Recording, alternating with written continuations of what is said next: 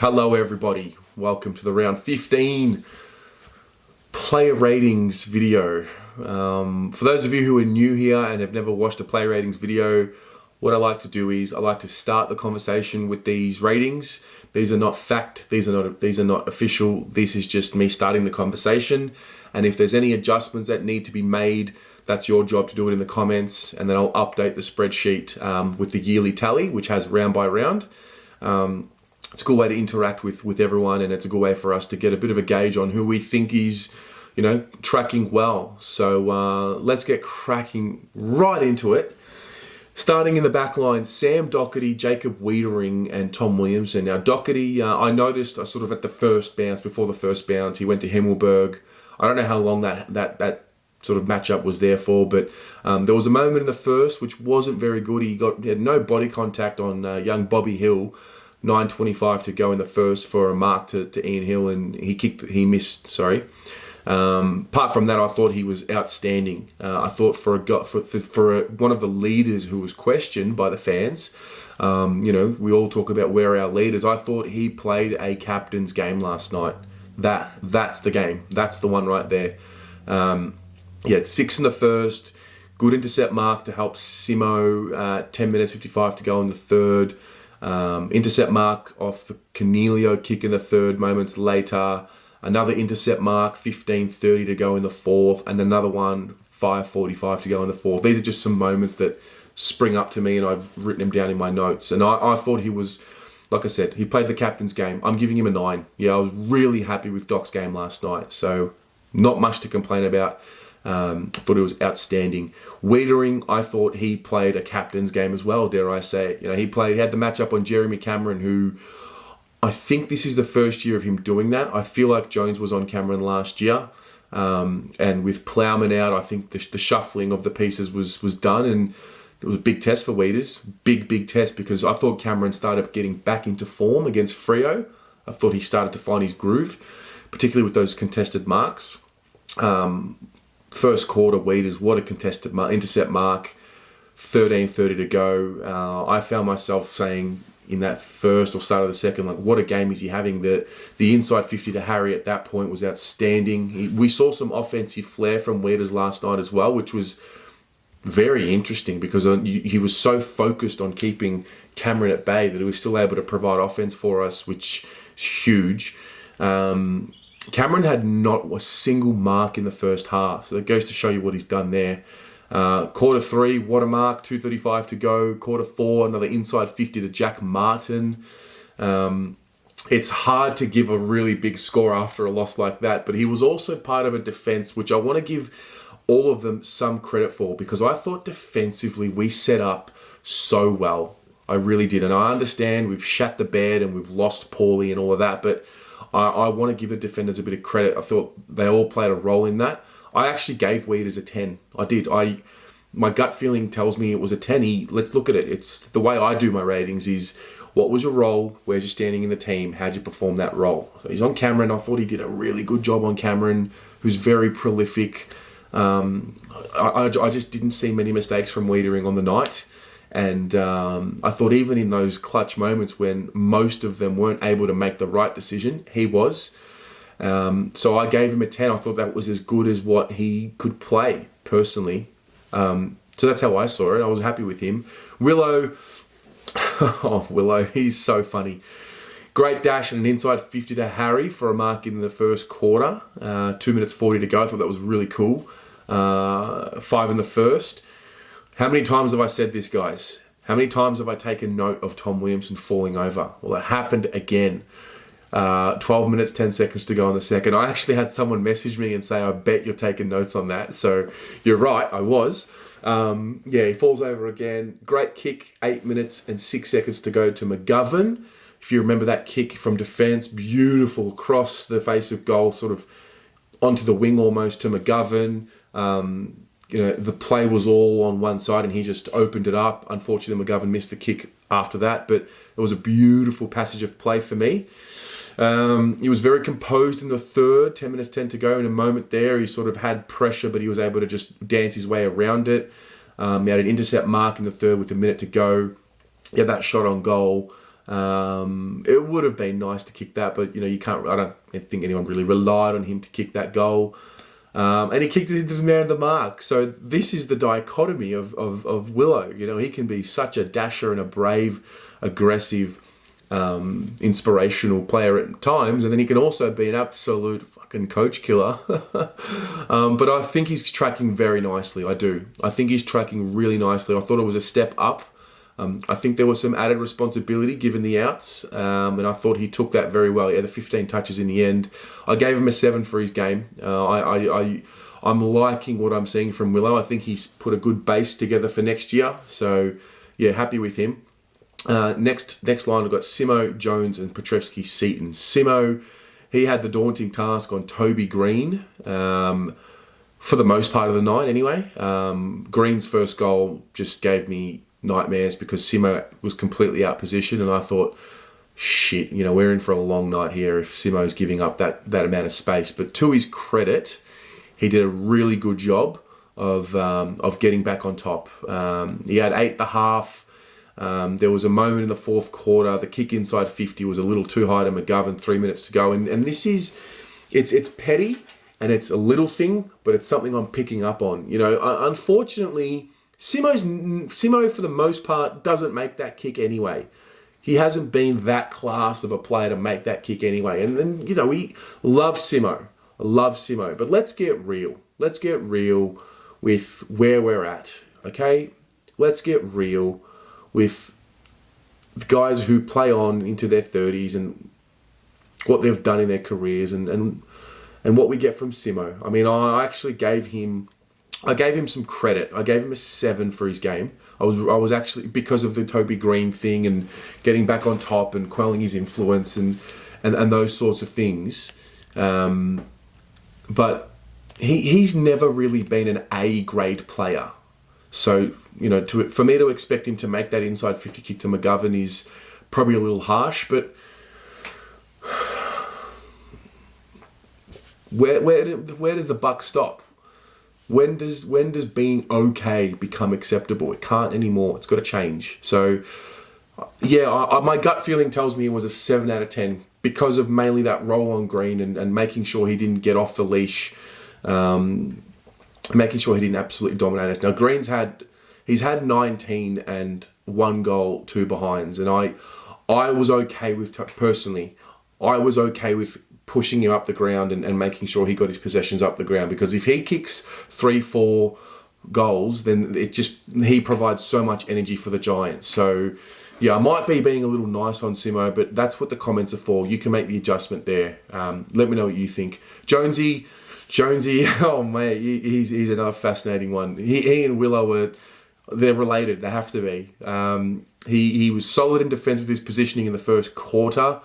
There was a moment in the second he gets pinned for that deliberate out of bounds, just silly, and he's susceptible to these silly moments. His effort to spoil was outstanding with 15 minutes to go in the second.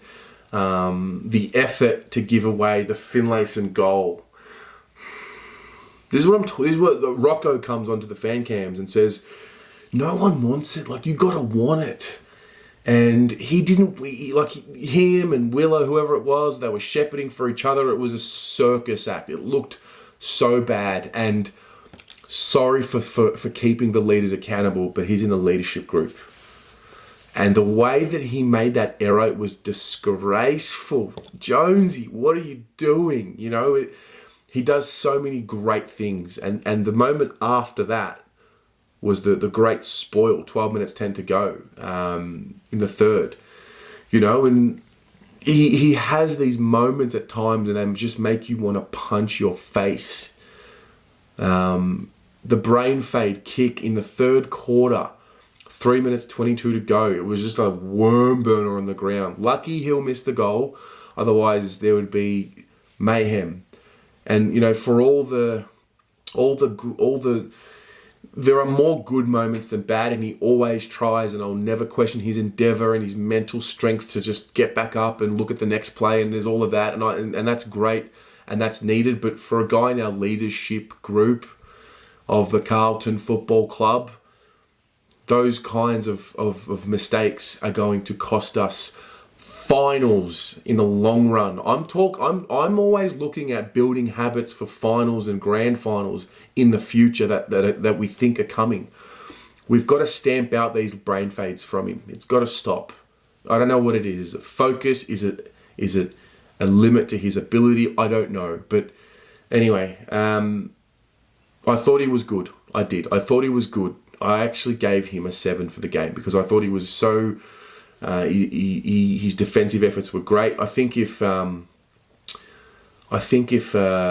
Bobby Hill kicks that goal after that Jones sort of turnover kick, that might be coming down to a 6 or a 5. So yeah, I still thought he was very solid for us, but some of the mistakes make me cringe. Samo, it's the same feeling. It's the same type of game. I've seen that game from Samo all year, most of the time. He had a handball in the first quarter. He had a statless second quarter. First kick of the third, 10 minutes, 3 to go. Bad kick, goes out of bounds. The club are telling us that he's adjusting to the new role as a defender. Okay. He had 5 touches for the game. Maybe he's a lockdown guy. I have no read on this. I have no read on this because the club are adamant that he's a defender. They're adamant with him playing there, and he's lost a spark. Samo had a spark.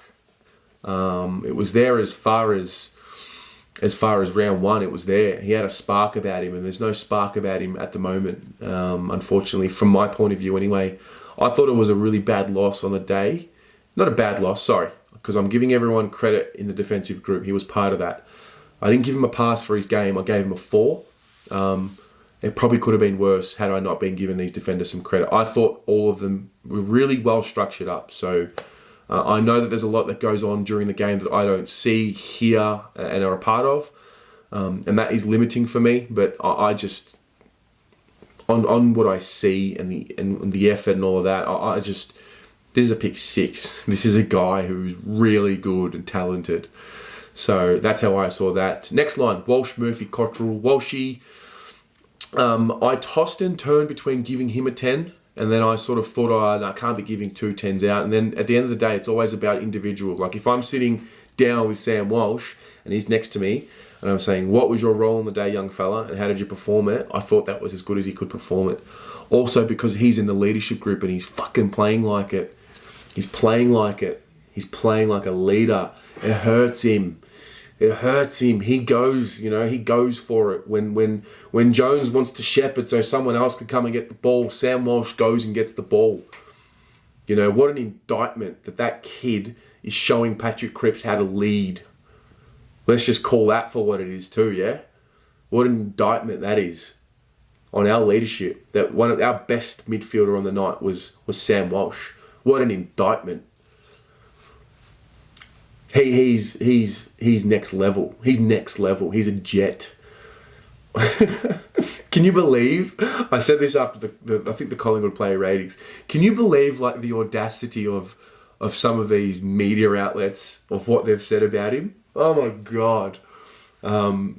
His leadership and his endeavour is second to none. None of those draft picks have what he has. None of them. That's why he went pick 1, you dickheads. So, yeah, I'm giving him a 10. Thought he was great. I did. Kicked a goal as well. That's the main thing. A midfielder who kicks goals. That's what he's becoming this year.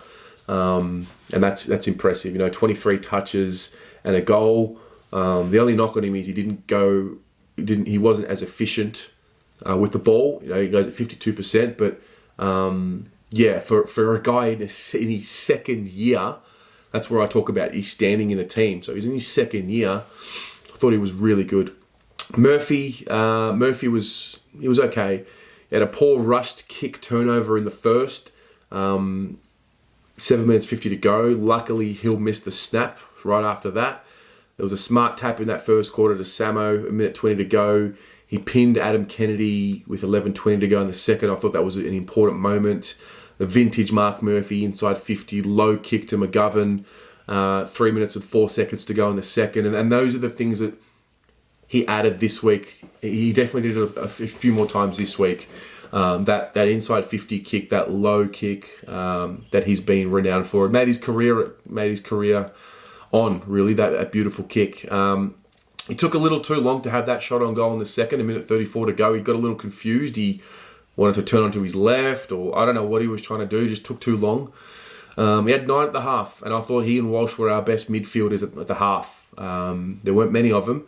A lot of low possessions in this game, but I thought he was solid. The beautiful, beautiful inside 50 to Harry Mackay in the third. 8 minutes to go.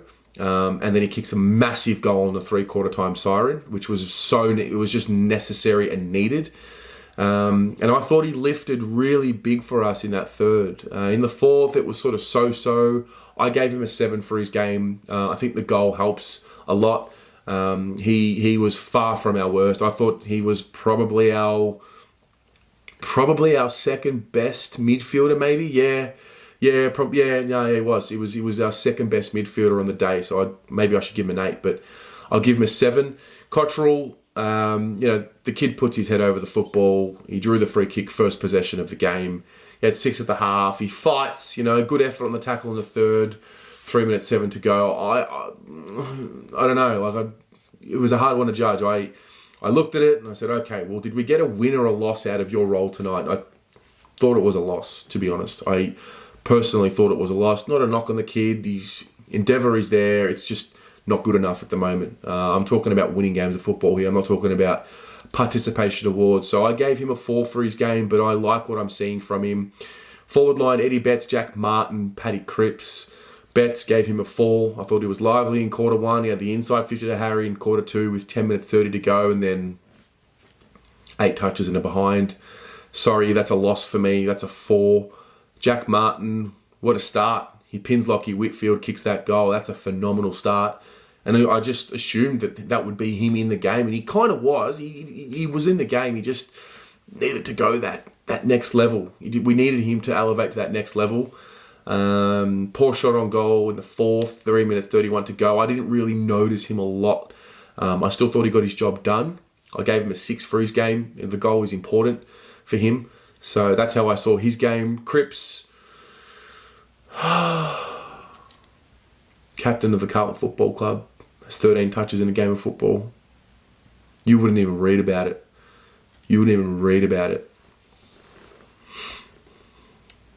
One kick in the first quarter. He had 5 at the half, 5 possessions at the half. He pins Mummy to start the second half and gives that inside 50 to Mark Pitternet, which was cool, good to see, lifted. He had 2 touches in the third quarter. He did lift in the fourth, I must say. He did lift in the fourth. There was a turnover in the fourth, 7:50 to go. Thank goodness for him that Doherty cleaned it up. But that's the captain of the football club, co-captain. I gave him a 4 for his game. I thought he was a loss on the day. I'm not copying effort and trying. He's the captain. He's the captain of the club. He's the best player in the competition, according to many people. He's like, I'm sorry, but if he's injured, he shouldn't have played after a 4-day break. I'm not copying the injury tag. I'm not copying it. If something's going on with his headspace, can we sort it out before it becomes a lingering long-term issue? I would have thought that once you cross that line, you're judged accordingly. We're giving him this out all season. All season we've given him the out. I don't know. If he's been injured all year, right, I think that's just stupid that he's been playing. Get on top of whatever it is. If you have to miss a week in the short term or 2 weeks in the short term, so be it. But this is the captain of the mighty football club, and he wasn't good enough. So love him to death. Hope he's okay. Obviously, hope everything's okay, on field, off field. But that was a 4 for me. Not good enough for me. That's my captain. Casbolt, McGovern, Mackay. Casbolt, I've given him some brownie points because I thought he rucked a bit tonight or last night, and he was solid in the ruck when he went in there. I gave him a 4. I thought it was a loss on the day. I gave him a 4. His forward craft was non-existent for me, but his ruck work around stoppages was important, and I thought he was okay, so I gave him a 4. McGovern,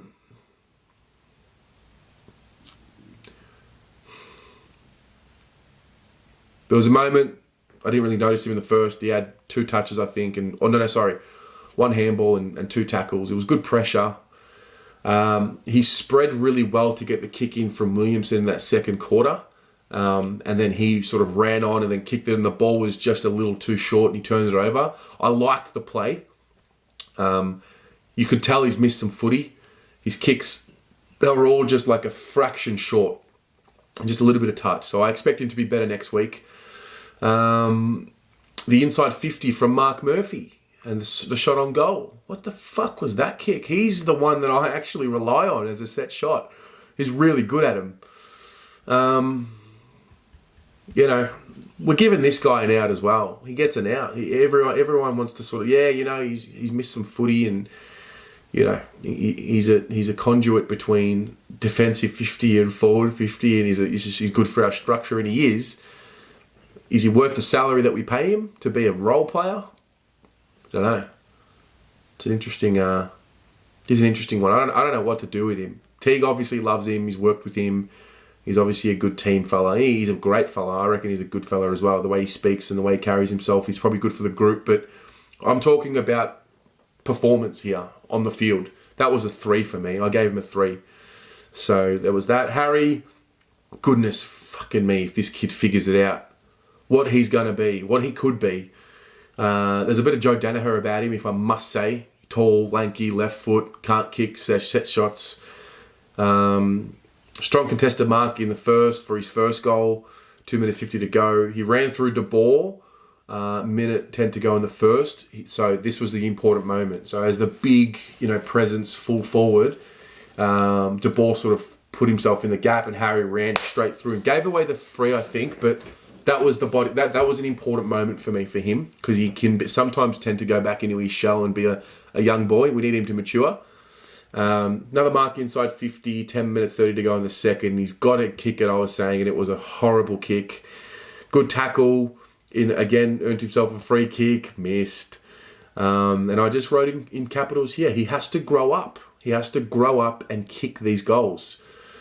Third quarter, 10:55, miss. Mark from inside 50, Murphy's inside 50, miss. This is a problem. Richo was saying in the third quarter that he could have 5 goals. Had another shot on goal after that, didn't make the distance. I gave him a pass mark for his game. I will not be happy with him taking marks because he doesn't finish them off.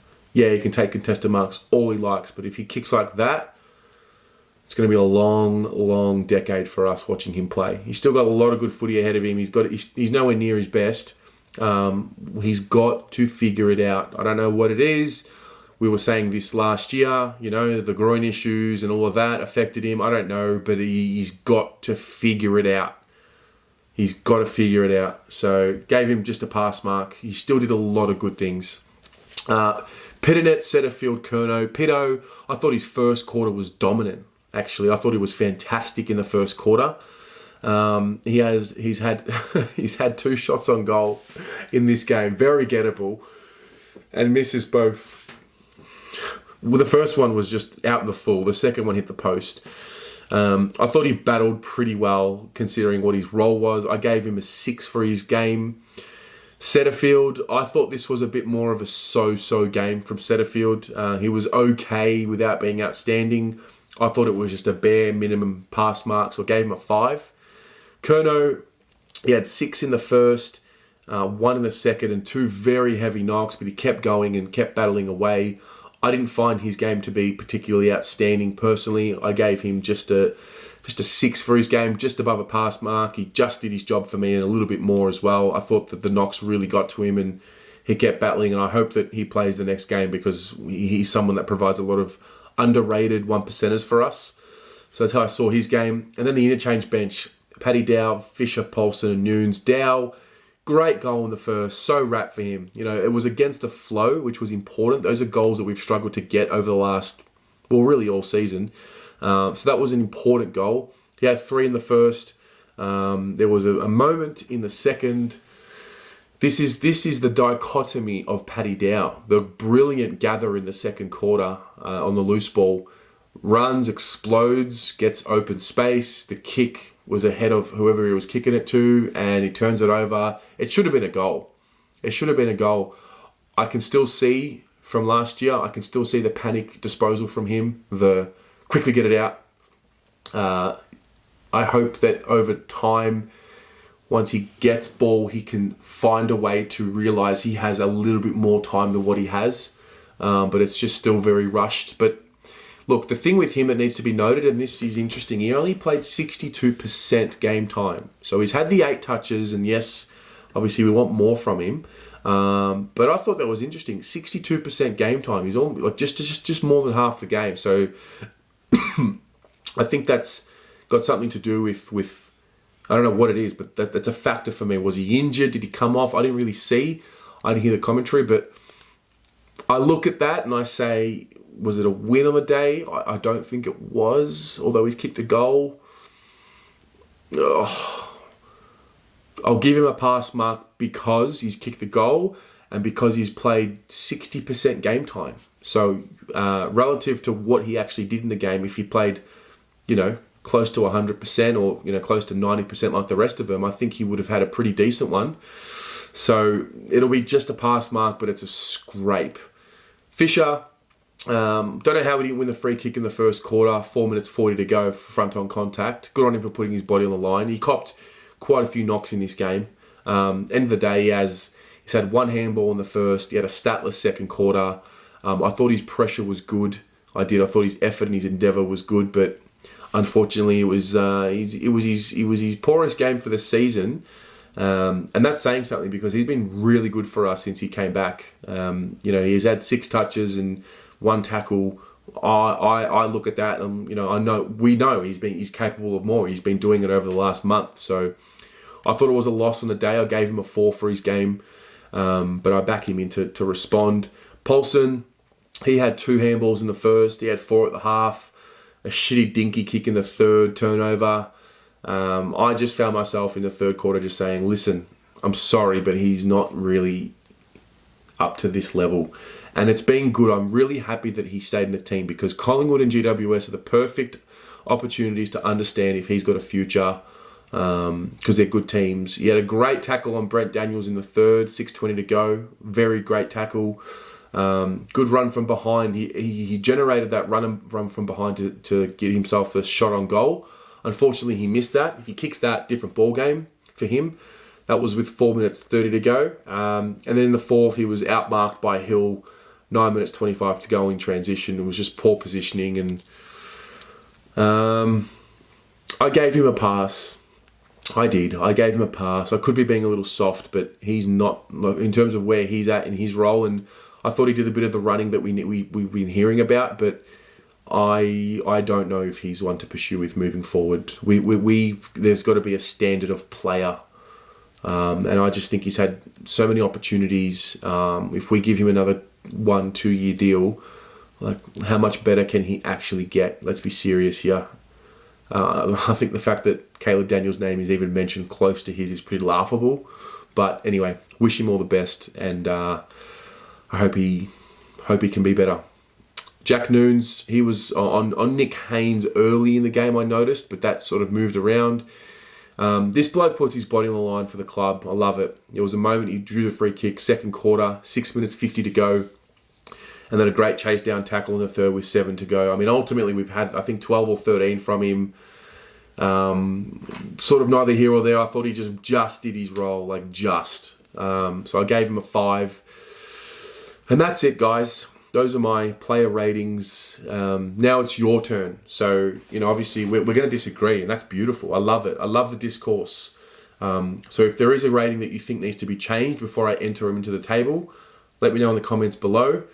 2 losses, 4 days apart hurts, but it is what it is, Bit flat, but we'll be okay. We'll still back these boys in this club in because we love it. Great to have you a part of the channel. Thank you to everyone who gets around it and gets involved. I hope these videos and this channel provides just some sort of therapy for you, just something to discuss and think about. So with that, leave your input. Go the Mighty Blues.